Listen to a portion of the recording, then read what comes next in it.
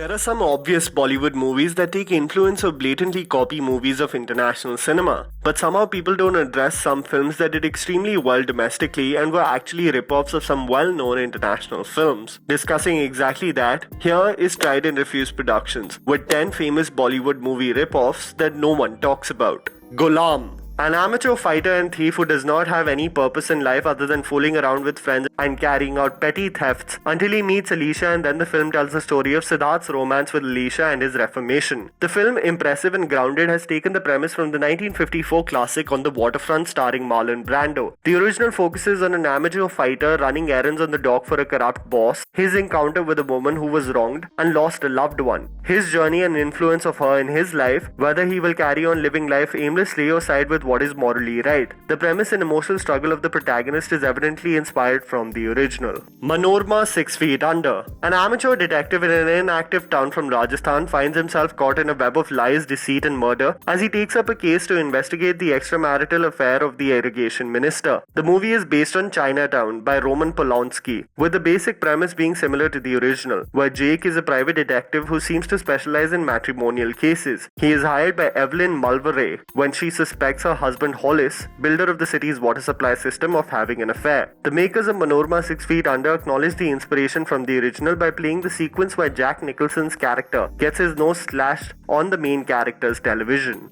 Rock On. A successful and young band called Magic, comprising of 4 friends receiving praise and exponential success, which is sadly short-lived. Commercial trajectories and ego clashes lead to their band's demise, ultimately transitioning to their reunion years later, creating Magic back on stage literally. The movie was commercially successful and impressive, but what a lot of people don't know is that the premise is identical to that of the South Korean film The Happy Life. A college rock band called Volcano receives short-lived success, fails, but years later these middle-aged men who are going through their own struggles and hurdles reunite and create magic again on stage. Hate Story 3. So Hate Story 3 is a melodramatic premise which looks at a wealthy individual making advances to a married couple in return for financial benefits. This premise is actually identical to that of the 1993 film Indecent Proposal, where the Bollywood film takes this premise and turns it into a scheming individual willing to go to any length to ruin a person's life, only for us to find out he is doing this for a friend who was wronged in the past. Indecent Proposal stays more grounded, focusing on emotions, insecurities and real problems, not misplaced identities and dramatic twists and turns like Hate Story 3. JISM. A reckless alcoholic lawyer gets into an intense affair with a married woman who wants nothing but all the materialistic possessions of her husband and conspires to plot with her new flame to kill her husband. What follows is multiple twists and turns and great lengths that the borderline psychotic woman is willing to go to in order to be the rightful heir of all the possessions. The film is actually inspired from the 1944 film Double Indemnity, but is cinematically identical to the 1981 film Body Heat, which is basically a woman who persuades her lover, a small town lawyer,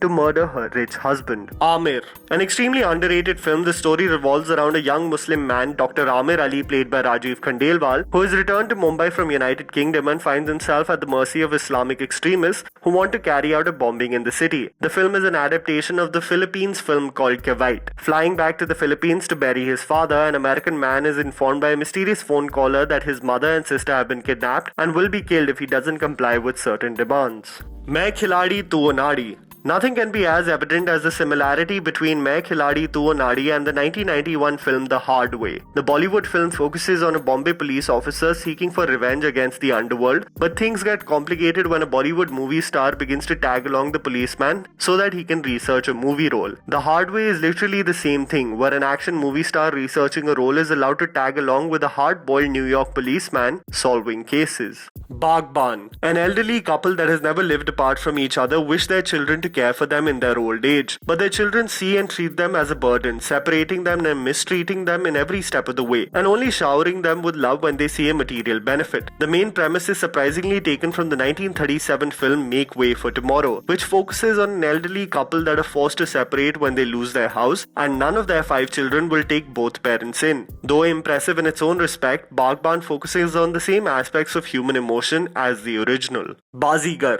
A boy set on a quest to avenge the harm harm and injustice caused to his family, Shah Rukh Khan plays the role of Ajay Sharma disguised as Vicky Malhotra, who is ready to go to any length to get revenge for his father and the double-crossing and backstabbing he endured from Madan Chopra. Bazigar, despite being a raging success, is actually a rip-off of the 1991 film A Kiss Before Dying. Many of the substantial elements of the film are taken from the original crime thriller, including the infamous push of the girlfriend from the terrace and posing it as a suicide. Though the film was extremely impressive, its resemblance cannot be denied.